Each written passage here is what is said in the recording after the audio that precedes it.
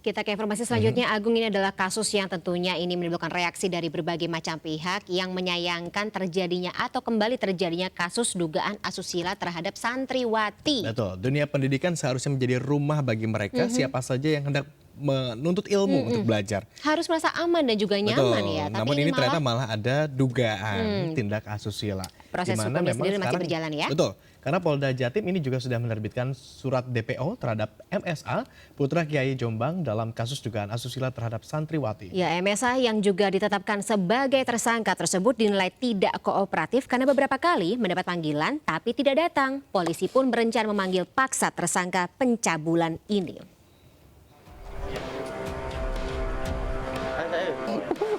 Setelah gagal mengirimkan surat panggilan, Polda Jawa Timur menetapkan MSA, putra Kiai pengasuh Pondok Pesantren Sidikiyah di Kecamatan Peloso, Kabupaten Jombang, Jawa Timur sebagai daftar pencarian orang atau DPO. MSA ditetapkan sebagai DPO karena dinilai tidak kooperatif dan selalu mangkir saat menjalani proses hukum. Polda Jatim juga merencanakan upaya jemput paksa jika tersangka masih tidak kooperatif.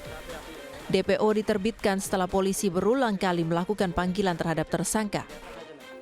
Pemanggilan tersebut dilakukan usai berkas kasus dugaan pencabulan dinyatakan lengkap atau P21 oleh Kejaksaan. Kita berharap kepada saudara tersangka untuk taat dan kooperatif menjalankan hukum ini karena kasus ini sudah P21.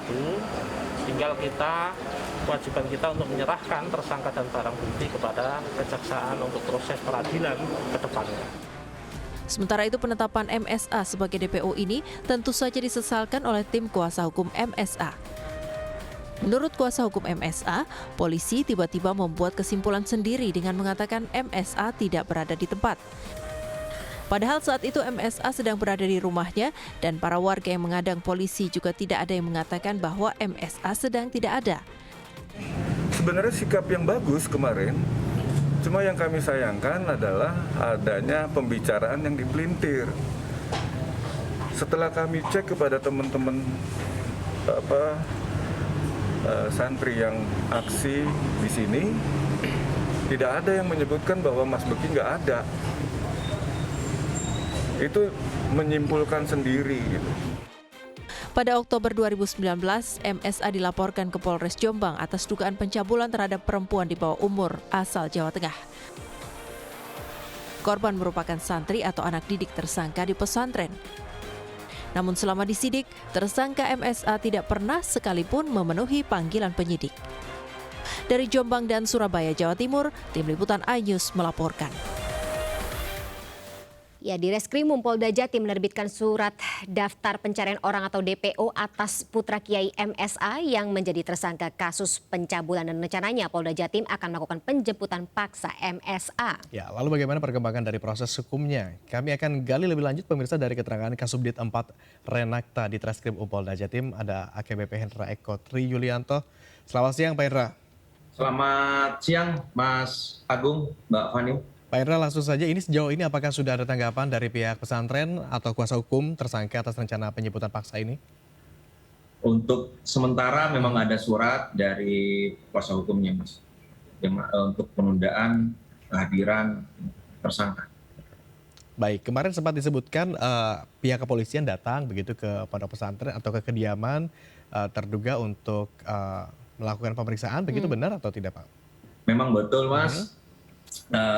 Sebenarnya kasus ini kejadian dari 2019 dan proses penyidikan dan sudah dinyatakan P21 oleh jaksa pada tanggal 4 Januari. Kami sudah melakukan panggilan ke-1 tanggal 7 dan MSA ini memberi keterangan sakit tidak bisa hadir. Oke. Jadi tanggal 10 kami lakukan panggilan kedua, tidak hadir juga tanpa kejelasan. Jadi kami tanggal 11 Januari kami sudah membuat surat perintah membawa. Kami sudah datang ke TKP, kami datang dan dinilai kami tidak bisa melakukan upaya paksa, Mas. Oke. Berarti sudah P21, sudah ada keterangan atau ditetapkan sebagai tersangka, dipanggil beberapa kali mangkir terus sehingga harus dilakukan penjemputan paksa. Tapi kalau misalnya boleh tahu Pak Hendra, alasannya dari tersangka ini tidak bisa memenuhi panggilan tersebut, apakah sudah sesuai dengan prosedur atau ketentuan hukum yang berlaku di negara ini? Sebenarnya Mbak, kalau memang kita warga negara harus taat hukum Mbak.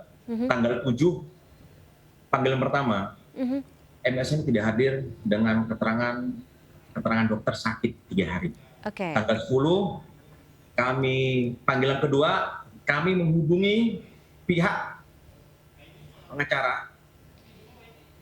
Pengacara menyampaikan tidak bisa komunikasi dengan MSA. Oke. Makanya kami tanggal 11 mengeluarkan surat perintah membawa. Dan kami melaksanakan pada tanggal 13 kami datang ke kediaman dan kami tidak bisa masuk karena situasi tidak memungkinkan. Makanya kami tanggal 13 kami mengeluarkan DPO. Oke, tidak kooperatif sama sekali sehingga itu yang dijadikan alasan surat DPO ini dikeluarkan oleh kepolisian seperti itu ya Pak ya. Tidak ada alasan yang jelas, tidak ada surat dari dokter misalnya kalau ini karena kondisi medis yang terjadi atas tersangka begitu ya Pak? Ada Mbak, tanggal 7 ada keterangan sakit selama 3 hari.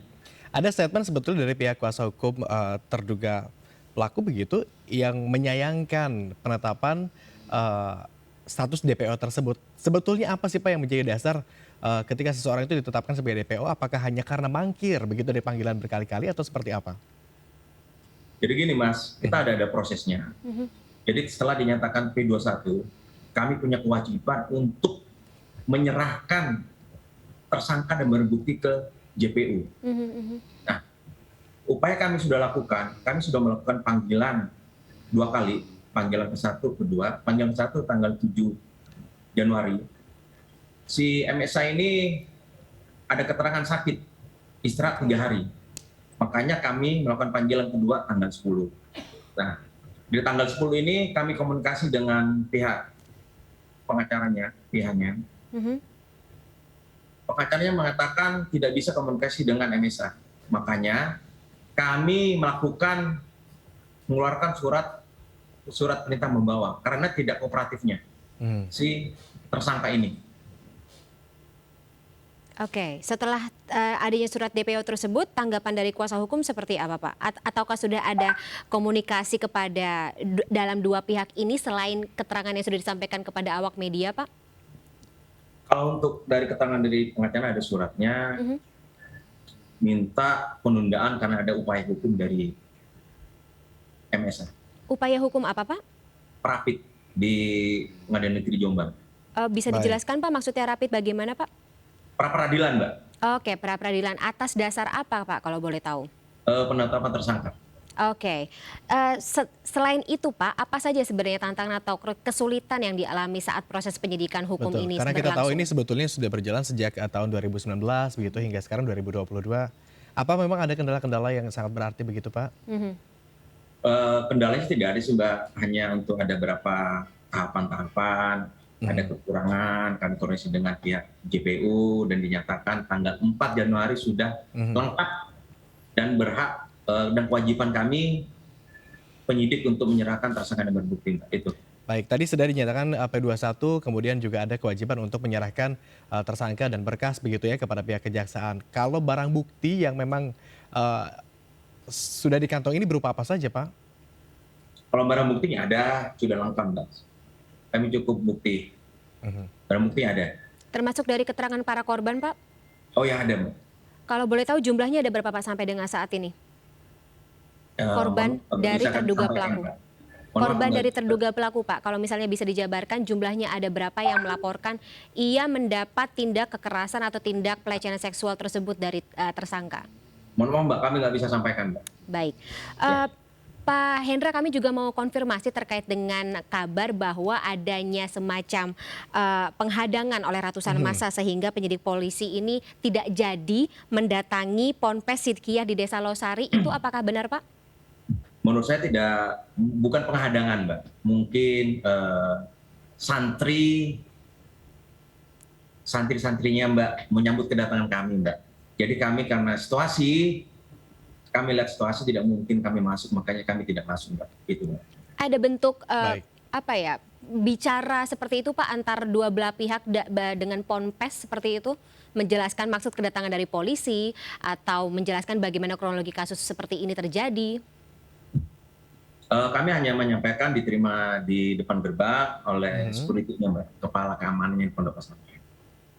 Baik, tapi artinya tidak ada penolakan begitu ya dari sivitas akademik dari pihak pondok pesantren begitu Pak ya? Kalau penolakan saya lihat kami tidak bisa masuk. Gitu. Atas dasar alasan apa Pak? Kalian kami Mbak lihat situasi di Pondok Pesantren di pintu gerbangnya itu, makanya kami melihat kami tidak bisa masuk. Baik. Ini Situasinya tidak memungkinkan kami masuk, Mbak. Oke. apakah kondisi ini juga yang kemudian menyebabkan kemudian penyelidikan kasus ini menjadi begitu sulit ditembus begitu Pak? Kami Halo? lihat Iya. ya kami lihat di layar kaca juga ini begitu banyak pihak, begitu banyak orang begitu yang memang berkumpul di area pondok pesantren. Apakah ini juga yang kemudian menjadi hambatan bagi pihak kepolisian untuk melakukan penyelidikan? Betul, Mbak. Betul, Mas Agung. Oke. Ya, kami lihat ini bahkan ada semacam apa namanya aksi dari pihak santri Dari kemudian pondok juga pesantren sivitas sendiri ya? akademik begitu untuk memberikan apa namanya aspirasinya seperti apa. Apakah memang kondisi ini juga yang membuat pihak kepolisian akhirnya kesulitan untuk mendalami kasus ini? Dalam hal ini membawa tersangka begitu. Kalau untuk mendalami tidak, Mas. Kami sudah pilih satu, ya tangan lengkap. Hanya kami ada kendalanya tidak kooperatifan dari tersangka. Baik, kalau kita lihat tadi tinjauan dari sisi pondok pesantren, tapi bagaimana dengan pelapor dalam hal ini korban? Ini apakah pihak kepolisian menjamin bentuk pengawasan dan penegasan hukum atas bahaya kasus serupa begitu? Karena kita tahu Pak, ini kasus serupa terjadi sepanjang tahun 2022 ini bukan kali pertama kasus serupa terjadi di institusi pendidikan gitu, Betul. terutama pondok pesantren. Sebelumnya juga pernah terjadi di Jawa Barat dan tentunya ini membutuhkan penegasan hukum bahwa kasus-kasus ini tidak terjadi lagi di institusi pendidikan yang ada di Indonesia khususnya. Kalau untuk korban, Mbak, kami kerjasama dengan LPSK. Oke. Dari LPSK sendiri ada permintaan nggak Pak Hendra? Seperti apa proses hukumnya berjalan atau semacam tekanan ini harus selesai dalam waktu cepat? Seperti itu Pak? Untuk sementara tidak ada, Mbak. Tapi kami berharap biar segera selesai kasus ini, Mbak. Tidak larut-larut, Mbak. Oke, terakhir Pak mungkin bisa dijelaskan sedikit terkait dengan kondisi korban saat ini Pak, aman berada di sebuah safe house atau seperti apa Pak? Kalau untuk korban ada di LPSK, Mbak. Kami sudah minta bantuan LPSK, Mbak. Dari awal sampai sekarang kami LPSK, Mbak. Tapi ada jaminan keamanan ya Pak ya? Iya, betul. Baik, ini juga supaya jadi ada gambaran begitu bagi di luar sana siapa saja yang mungkin mengalami kondisi serupa agar tidak takut untuk memberikan laporan begitu kepada pihak kepolisian, begitu Pak Betul ya? ya Pak ya? Betul. Baik, Pak Hendra, kita sama-sama berharap bahwa memang kasus ini dapat segera tuntas. Mudah-mudahan kita semua bisa segera Mas mendapatkan Agung, titik terang. boleh kami himbauan? Ya, Baik, silakan. monggo, Pak. Pak Hendra. Harapan kami, Mbak, kami kita negara hukum. Saya yakin MSA ini warga negara yang taat hukum. Saya minta berharap kehadirannya. Itu, terima kasih, Mbak. Baik. Semoga didengar ya Pak ya oleh yang bersangkutan sehingga ya kalau merasa tidak bersalah tentunya tidak perlu takut ya untuk memenuhi panggilan dari kepolisian. Dan menjalani pemeriksaan begitu. Betul sekali, sesuai dengan ketentuan atau aturan yang berlaku gitu di negara ini seperti itu ya Agung. Terima kasih Pak AKBP Hendra atas waktunya bersama kami di MNC News Today pada siang hari ini. Sehat selalu Pak, semoga proses hukumnya berjalan dengan lancar. Selamat Terima siang kasih, Pak Hendra. Mbak. Selamat siang.